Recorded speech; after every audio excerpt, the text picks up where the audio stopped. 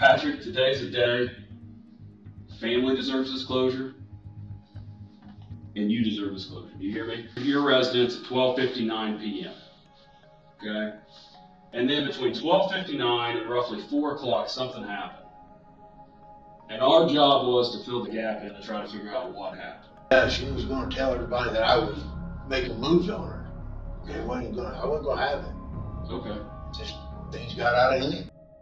Welcome back to Monsters Among Us, where we uncover some of the darkest and most chilling crimes. In today's episode, we dive into the tragic case of Valerie Tyndall, a bright and kind-hearted 17-year-old with a future full of promise. Valerie, a student at Rushville Consolidated High School, was a beloved daughter, a friend to many, and someone who embraced life with an infectious smile. Known for her love of video games, singing, and her deep passion for animals, she had dreams of one day becoming a veterinarian, a goal that highlighted her nurturing and compassionate spirit. As we uncover the details of Valerie's life and the tragic event that ended it, we'll explore how the Tyndall family's search for peace led them into something far more sinister. What makes this crime even more horrifying is its utter unpredictability, an act so heinous that it left both loved ones and investigators struggling for answers. How could a young girl's life be so brutally and senselessly taken in a place where she was meant to be safe? Valerie Tyndall, beloved for her kind heart and gentle spirit, lived with her parents, Sheena Sandifer and Jack Tyndall, in the seemingly idyllic town of Arlington, Indiana. To outsiders, Arlington appeared to be a peaceful haven, a close-knit community where neighbors knew each other and the world's troubles seemed far removed. The Tyndalls had been drawn to the town's warmth and tranquility, convinced they had found the perfect place to raise their daughter. The Tyndall family lived across the street from Patrick Scott, an unassuming man who ran a small lawn care business in nearby Maplewood. He was the kind of neighbor everyone liked, always ready with a friendly wave, engaging in small talk, and quick to offer a helping hand. To most, Patrick seemed reliable and likable, the type of person you'd trust to watch your house or lend a favor. The Tyndalls, in particular, found comfort in his neighborly demeanor. Over the years, he had gotten to know the family well, so when Valerie turned 15, it seemed natural that Patrick offered her a job. For Valerie, it was the perfect opportunity, earning extra money while working close to home, guided by someone her family trusted. She appreciated his mentorship and the chance to learn responsibility under his guidance. Wednesday, June 7th, 2023, seemed like an ordinary day, until it wasn't. That morning, Valerie told her mother, Sheena, that she was heading to work, which immediately caught Sheena off guard. Valerie usually had Wednesdays off, but she didn't question it at the time. Trusting her daughter, Sheena let it go, thinking perhaps Patrick, Valerie's boss, had called her in for some extra hours. As the hours passed, unease began to settle in. When Valerie hadn't returned home by the afternoon, Sheena decided to call Patrick to confirm that her daughter had made it to work. What she heard on the other end of the line filled her with dread. Patrick calmly told her that Valerie had never shown up that day. Sheena's heart began to race. If Valerie wasn't at work, where was she? Panic quickly set in as she frantically called friends, family, and anyone who might have seen or heard from her daughter. But each call ended with the same response. No one had seen Valerie. Then, one conversation sent a chill down Sheena's spine. A client of Patrick's casually mentioned overhearing him and Valerie talking about meeting up for lunch that day. The remark struck Sheena with a deep sense of dread. Why hadn't Valerie mentioned any lunch plans, and why was there secrecy around her whereabouts? Trusting her instincts, Sheena didn't wait for her daughter to return on her own. With a sinking feeling that something was terribly wrong, she contacted local authorities immediately, reporting Valerie as missing. The peaceful world the Tyndalls had come to know in Arlington was about to unravel.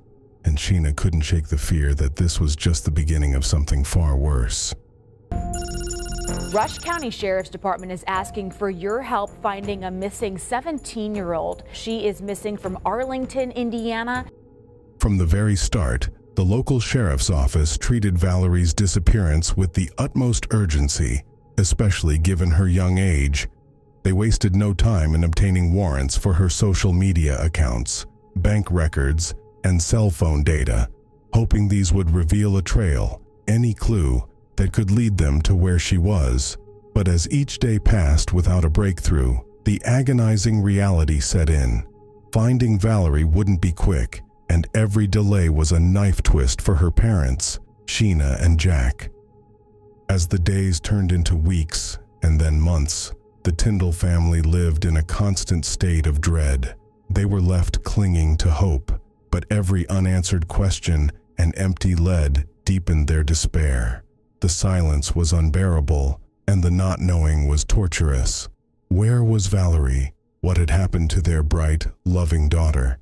Then came the cruelest milestone, Valerie's 18th birthday, a day that should have been filled with celebration, laughter, and joy, passed in heartbreaking silence. Valerie never came home. Sheena and Jack, already consumed by fear, were now certain of what they had dreaded all along. Something terrible had happened to their daughter. Their sweet girl, who had so many dreams ahead of her, was gone, and they were left to wonder if they'd ever see her again. For 5 long months, they were trapped in a nightmare, haunted by the unknown, waiting for answers that never came, until, one day, the truth began to surface, and it was more horrifying than they could have ever imagined. As the investigation into Valerie's disappearance dragged on, the sheriff's department knew they had to dig deeper, both figuratively and literally. Patrick Scott, the friendly neighbor who had offered Valerie a job and was supposedly meeting her for lunch the day she vanished, quickly became a person of interest. Despite his seemingly cooperative demeanor, something felt off. It was time to execute a search warrant on his property.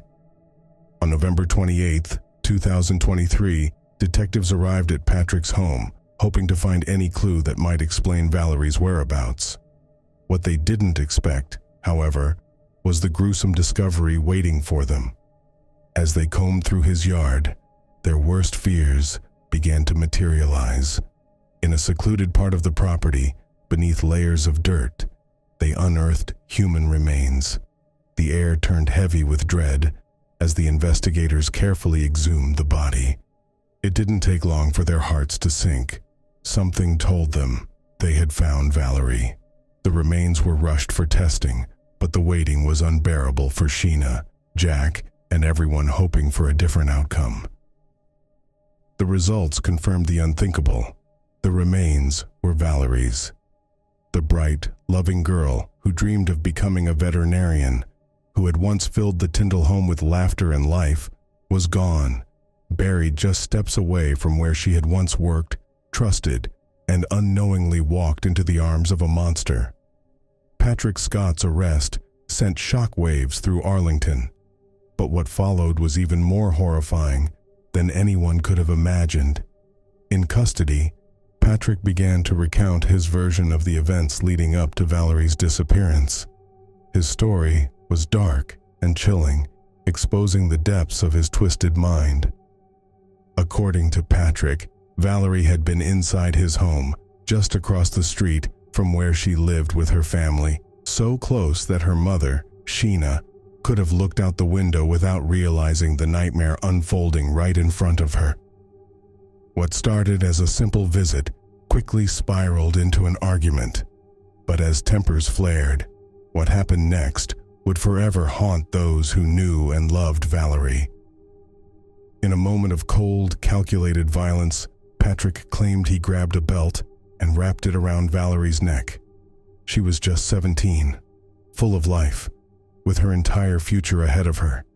Yet in Patrick's hands, her life was reduced to a moment of brutal cruelty, one that ended with him strangling her until she took her last breath. There was no remorse, no hesitation. Afterward, he calmly wrapped her lifeless body in black plastic, treating her as if she were nothing more than an object to be discarded, and hid her under a pile of leaves in his home office.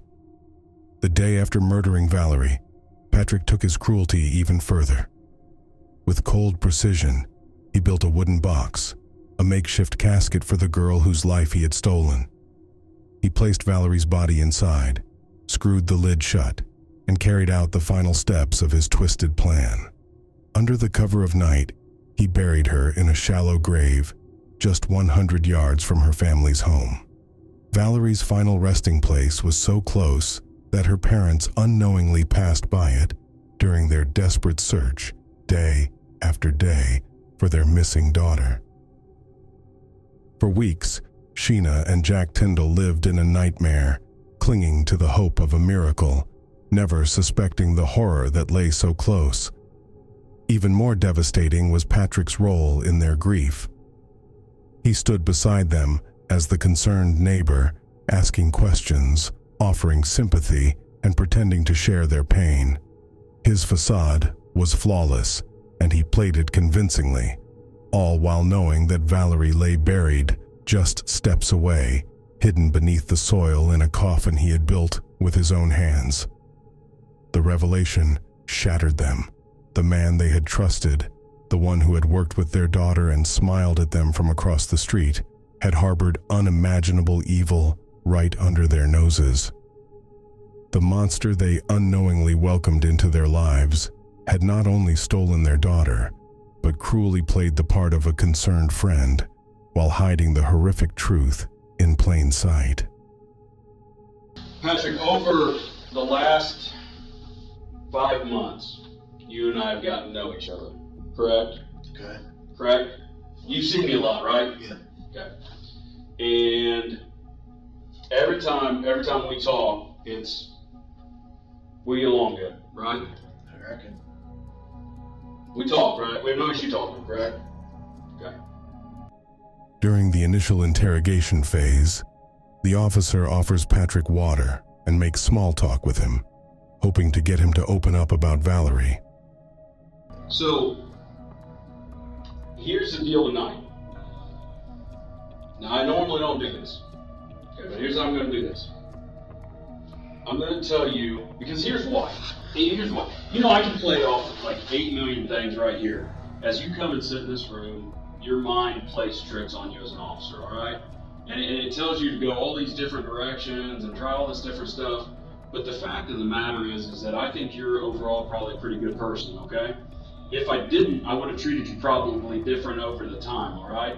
I'm just going to talk to you like a person, all right? And then there's times like you sit in this interview room and maybe that didn't happen in the past, all right? But the fact of the matter is that the natural human thing is when you do something wrong is you want to tell us that you did something wrong, okay? So what I made the decision of when I walked through that door right there was, I would like to talk to you today, and I would like you to tell me what happened to Valerie. That's the end result of what I want to know, okay? But here's what's weird about today. I'm going to tell you everything I know, okay? Because here's the deal. In the end, I believe you've done something to Valerie. I believe you've done something to Valerie, and we're going to prove it, all right? But what I want to know is the why. And what you want to tell me is I'm sitting here watching you tear up right now. You want to tell me the why, okay? As you can see, the tone shifts when the officers directly confront Patrick about being the last one to see Valerie. But on June 7th, you drove Valerie ultimately back to your residence, okay? And you arrived at your residence at 12:59 p.m., okay? And then between 12:59 and roughly 4 o'clock, something happened. And our job was to fill the gap in and try to figure out what happened. And as the investigation unfolded, that led us to today, in which we found the box with Valerie's body in it behind your shed. Because we have her in the box, okay? Wrapped up multiple times, taped up in the box of the OSB and the 2x4s that you bought, next to the box that we talked to you earlier about that had the porn videos in it. Hey, what? Had the porn videos in it. We got her in the box now. So you know we have found her. And I don't want to bluff you on that. I want you to know that. And as you're sitting there tearing up wanting to cry, all right? So, I'm going to read you your rights. This is the opportunity for you to explain the why. The tension in the room was so thick, you could feel it. At this point, Patrick was undoubtedly aware that the officers had more than enough evidence against him. And I got a question for you before we go any further. Why did they pick up Linda? We're going to talk to her too. She lives on the property. We're going to talk to Linda as well. Because here's the deal, Patrick. How do we know what happened to her? You both live on the property. So we have to talk to everybody on the property. Does that make sense? But I'm giving you the opportunity to explain to me. The other thing is that there's family involved. There's mistakes that's been made. Okay? I sit across a lot of people. Okay? And the day one I sit across, or the times I've sat across from you, you remind me of a common man that goes to work, that works his butt off, and is a family man that loves his family. That's what I get from you. At this pivotal point in the interrogation, the lead officer shifted his approach, moving from straightforward questioning to something more personal and emotional. His voice steady but intentional, he began to highlight the unbearable torment Valerie's parents were suffering, the sleepless nights, the relentless search for answers, the crushing grief that consumed every moment of their lives. He painted a vivid picture of Sheena and Jack, two loving parents trapped in a nightmare no one should ever have to endure. As the officer spoke, Patrick remained on the defensive, sidestepping questions and carefully deflecting blame. But cracks in his composure began to show. The officer sensed it. He wasn't merely searching for facts anymore. He was trying to dismantle the emotional barriers Patrick had erected. With every mention of Valerie's parents and their heartbreak, he chipped away at Patrick's defenses, slowly but surely. I could have come in here and said, Patrick, do you know why I'm about to talk to you? Because that's the common thing. And that was the first thought in my head that I was going to do to you. And then I said, no. Because I think deep down you love Valerie, and I know you love your family. Okay? So I decided that when I come in that door just now, that I'm going to give you an opportunity to explain the why. Patrick, today's the day. Family deserves this closure, and you deserve this closure. Do you hear me? You deserve this closure because this has aided you. We can tell that every time we talked, all right? Explain to me what happened to Valerie and explain the why. Because we deserve it, and everybody else deserves it as well. What happened to Valerie? Valerie got carried away. Doing what? Huh? Doing what? Doing what? Mm-hmm. Just lay it out to me. Lay it out to me. What happened to her? She tried to blackmail me into buying her a car. Okay, and what happened? She thought she was going to seduce me and it wasn't going to happen. Then she got carried away. Well, explain that to me. What's that mean? Does Linda know about it? Nope. Okay. Nobody knows. It's your chance to tell me what happened. She tried to seduce me and I wasn't going to have it. But what happened to Valerie? That's where you're stopping. What'd you do to her? At this point, the officer is essentially giving Patrick an ultimatum. It's now or never to speak up. What I did to her? What'd you do to her? Tell us what you did to her. Strangled her. With what? A belt. Okay. And then what'd you do with her? I moved her into the office. Okay. How long was she in there? Till the next day. What did, where's the belt on it? It's gone. Okay. You left her in the office till the next day. Then what happened? Then when I got home the next day, I just made that box. Okay. What about the hole? The hole was already done. But it wasn't for that, it was because I was throwing concrete in it. So you strangled her. What room were you in when you strangled her? Back there by my bedroom. So you said she tried to seduce you for the car. Explain to me what happened. she was wanting to come on to me. Did she say she was going to get you in trouble, or? Yeah, she was going to tell everybody that I was making moves on her. Okay, I wasn't going to have it. Okay. Just things got out of hand. Where'd the belt come from? It was mine. I had it on. You had it on? Okay. So explain to me what happened there in that room. Like, how'd you get the belt on her? I was fighting her off, and I took it and threw it around her. Why were you guys fighting? She was trying to get, she had tried to take her clothes off. Okay. And it wasn't going to do it. Okay. And then you guys got in a fight? Yeah, kind of a pushing and shoving thing right there. Okay. And then you took your belt off, and then what happened? I put it around her neck and I held on to it till she quit. Okay. And what'd you do afterwards? Like, what was going through your head at that time? I didn't know what to do with her. What did you first think about doing? Huh? What was your first, what were you thinking about? Trying to figure out what to do with her. And how long did you hold that? Give me a ballpark, how long you held the belt? On her? Yeah. Just quit moving. Okay. Did you know she was dead then? Pretty much figured so. And so you put her in the office, and then the next day you built the box. Where'd you build the box at? Backyard. Okay. And then when did you put her in the box? That same day I built it. I didn't say nothing. I just knew she wasn't going to blackmail me. Yeah. So because of the blackmail, was that your intention to kill her? To avoid the blackmail?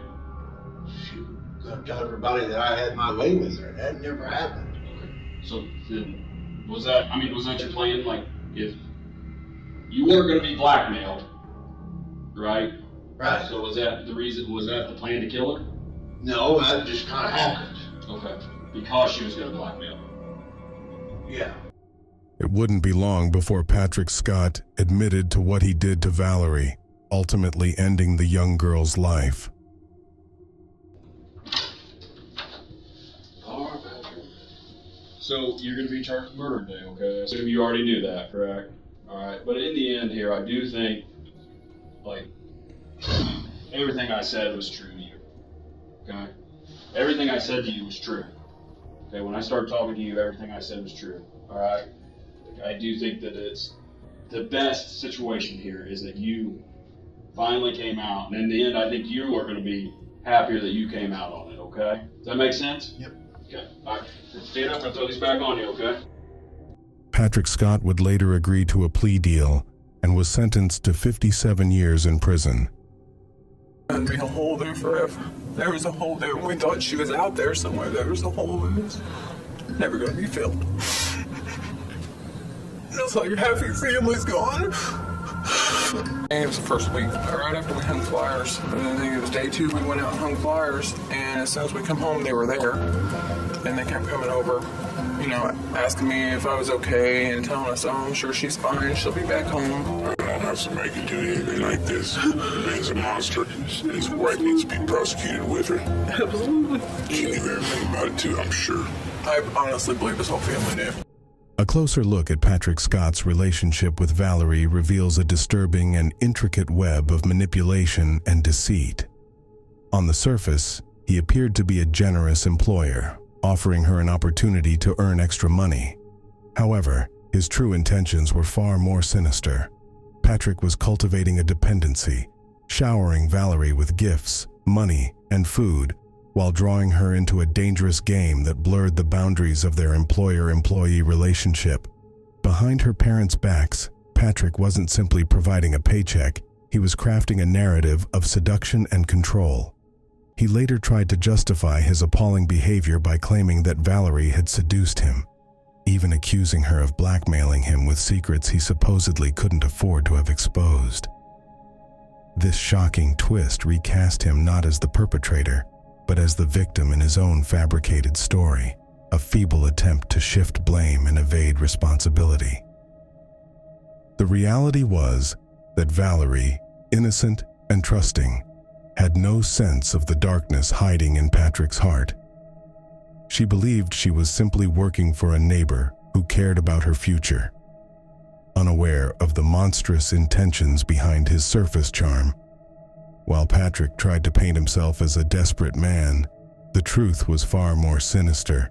He was a predator who exploited her youth and vulnerability, using kindness as a tool to manipulate and entrap her in his twisted plans. So go visit boys she didn't know on the internet. And I tried to get her to start doing that because it's dangerous. And it didn't work. Come to find out it was the boss, not the boys. Valerie's case serves as a haunting reminder that trust can be a dangerous double-edged sword. Even those who seem kind and offer a helping hand may conceal dark, sinister motives beneath the surface. Her tragic story highlights the need for vigilance in our relationships, reminding us that appearances can often be deceiving.